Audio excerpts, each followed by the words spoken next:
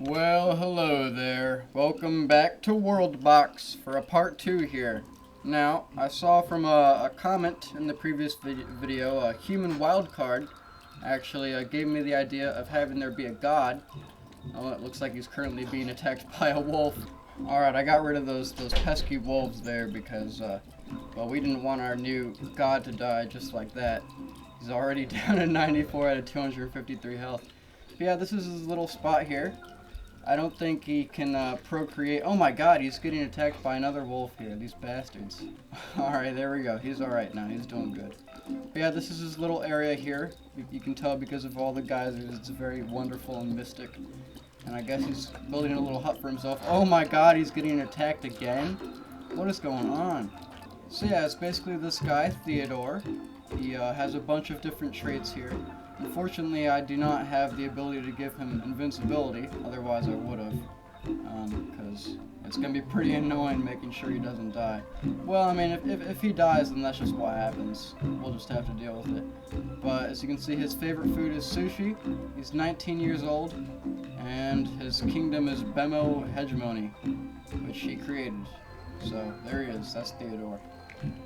Alright, so down here in the south we have the Dwarves here, as in the previous video kind of got down to the Dwarves versus the Elves, and of course in the north we have the Elves up here. So basically we're just going to observe what these two guys do, or not two guys, these two civilizations do, and see them expand and all that, along with our god over here, who's just going to kind of fart around. He already has his little tent set up and a little fireplace, so hopefully he'll be alright. What? He spawned into the world a child. He somehow did some like proto-genesis shit, and well, he spawned a baby, so I guess the humans are gonna have a little civilization over here as well. I don't know how that's possible, but he did it anyways. Good old Theodore. What the hell is that? Is that a polar bear? It's a Hanya. The Hanya is attacking the dwarves, but they fended it off, and I guess now they'll be okay. Our god now gave himself some fancy clothing here to symbolize his specialness. He's 22 now, and his child is being attacked by a rattlesnake. It's okay though, because he has two children. Again, protogenesis, that's just what he did, I suppose, but yeah, his children are probably not going to make it. And the elves are doing good, you know, they're just doing elf stuff, building their little tents like they did last time. They're not really quick to develop. They kind of just like sprawling out and getting a survey of the land before they really start to establish a civilization. I guess that's just how the elves go.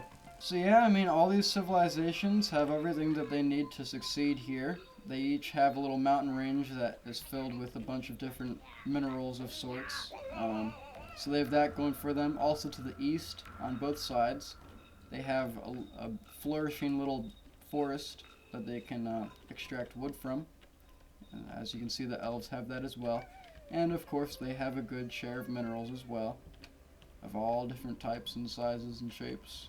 Well, the elves have established their little meeting grounds, as they did in the previous video, as well as a little fishing dock for catching fish and all that.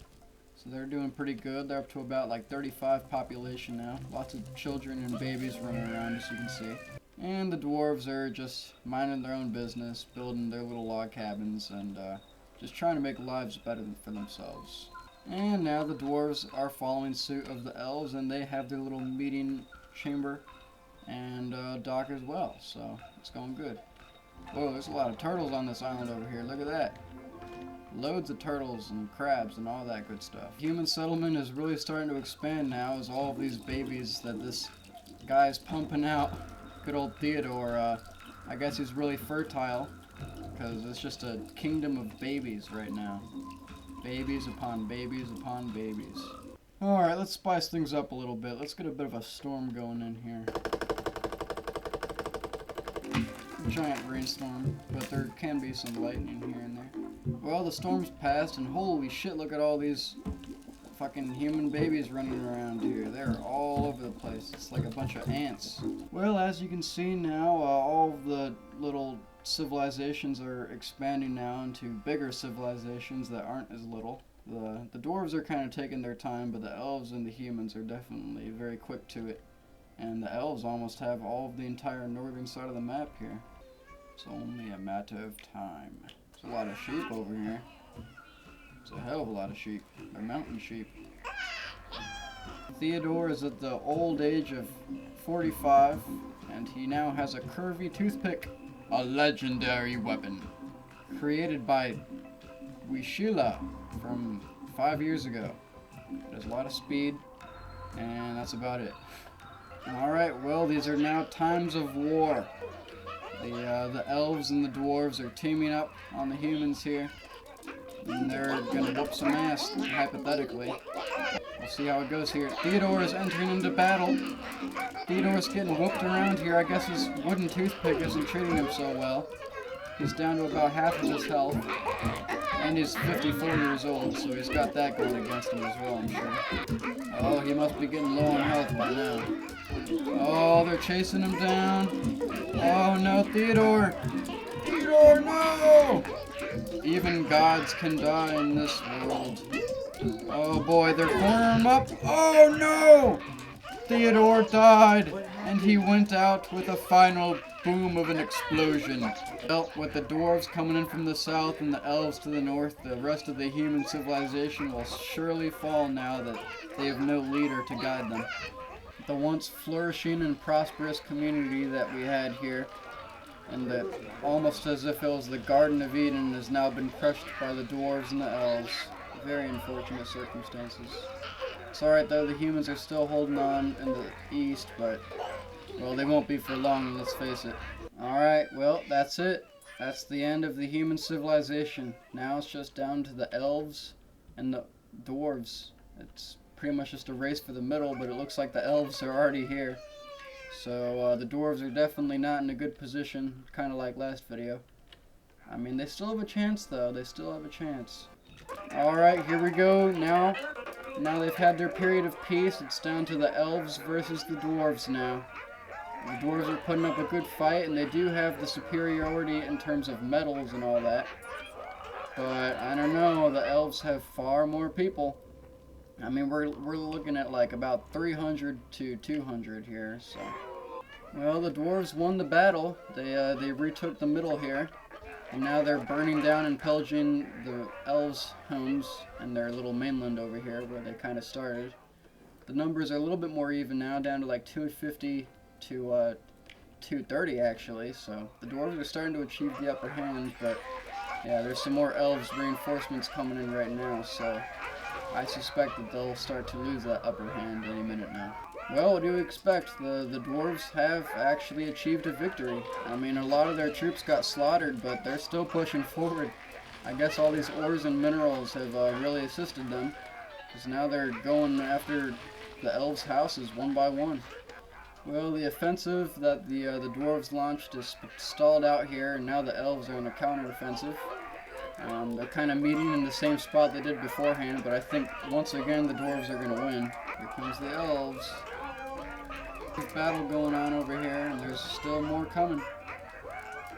This might decide the fate of these two empires. Well, look at this. The dwarves have left a field of devastation in their path, and they are still going. The elves are trying to put up a resistance here, but it's just not enough. These dwarves have wooden battle swords, and seem to be doing pretty good against these measly elf defenders who only have peacefulness and weightlessness. Well, shit, look at this. Nobody thought it would happen, but it's happening. The dwarves have managed to achieve a victory here, and got their revenge on the elves after what happened in the previous video. The elf domination is no more, and the dwarves have won the day. Oh, well, here lies the ruins of what once was a prosperous civilization of peace-loving elves with pointy ears, but now it is no more. Well, you probably know from the previous video, we cannot let a victor live on past the end of the video, so I have a secret, or not so secret, little plan to deal with these scums. Grabzilla! Take this, you little shits! Oh, yes! Yes!